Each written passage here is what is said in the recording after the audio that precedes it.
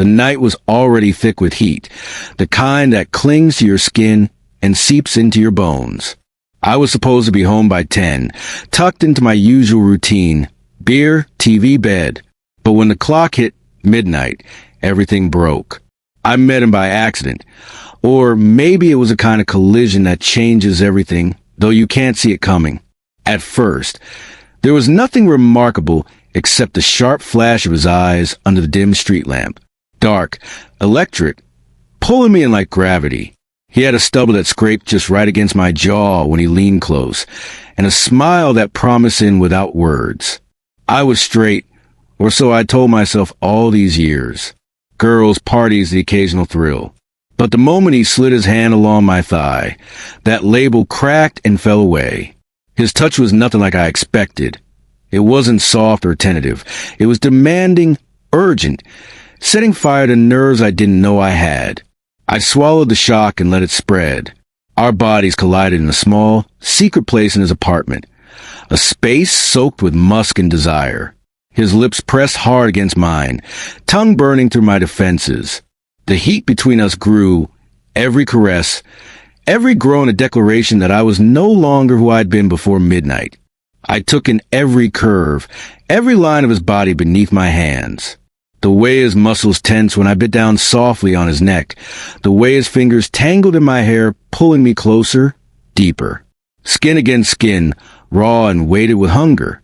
There was no stopping it now. The night swallowed us whole, breaking rules I didn't know I'd live by. I was drowning in sensation, in the electric shock of lips and skin and breath, discovering desire in a place I kept barred for too long. He whispered my name like a curse and a blessing all at once, and I answered with a sound I'd never let myself make before. The night pressing around us, thick and suffocating, every sound magnified, the hum of the city outside, the soft groan of our own bodies. His hands were everywhere, claiming, teasing, daring me to respond. I shivered, gasped, let myself lean into every touch, every brush, every pressing inch of him against me. He kissed me like he'd been starving for it, teeth grazing my lips, tongue teasing, testing, demanding. My hands roamed, over his chest, down his sides, gripping him as if I could anchor myself against the storm of need building between us. Every gasp, every moan from him sent shivers through me, igniting something primal I didn't know I'd been holding back. "You feel that?" he murmured against my ear, voice low and rough. "That fire, that chaos." I nodded, barely able to speak, breath ragged, body trembling. "Yeah, God, yeah." His smirk was wicked, almost cruel, and he pressed closer, teeth grazing my shoulder, lips teasing the sensitive skin at my neck. I moaned involuntarily, the sound slipping out before I could stop it, and he groaned, low, deep, a vibration that went straight through me. Hands tangled in his hair. I pulled him into me, deeper, harder, letting the hunger between us dictate every move.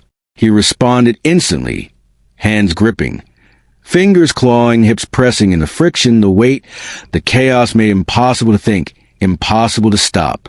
"No, no one like this," he gasped, voice breaking, chest heaving.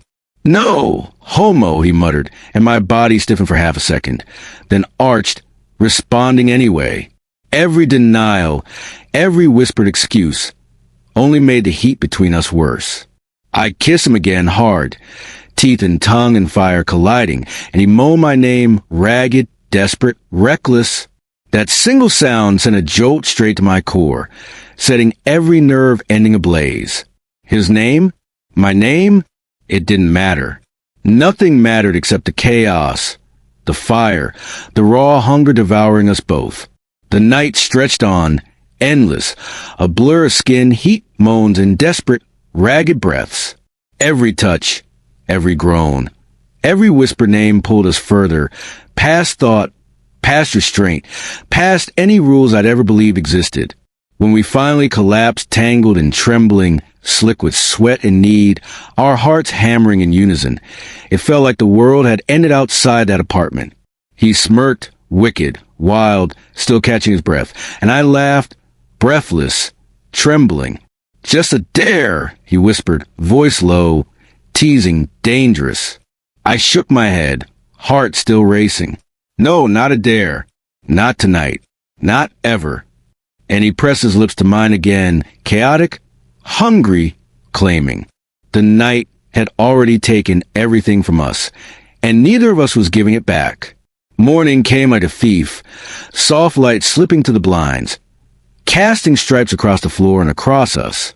The apartment smelled like our sweat, our heat lingering in every corner. He was still sprawled against me, one arm draped across my chest, face nuzzled into my neck, breathing slow but heavy, chest rising and falling like the tide. I wanted to move, to pull away, to make sense of the chaos from the night before, but something held me in place. His fingers brushed my collarbone almost absent-mindedly, yet every stroke sent sparks through me. He murmured my name softly, eyes closed, lips pressing faint, almost innocent kisses against my shoulder. "You're still here," I whispered, voice rough, teasing, breathless. He hummed, one hand dragging lazily through my hair. "Yeah," he said, voice deep and warm. "Didn't think I'd leave you. Not after last night." I turned slowly to face him, my heart hammering, cheeks burning.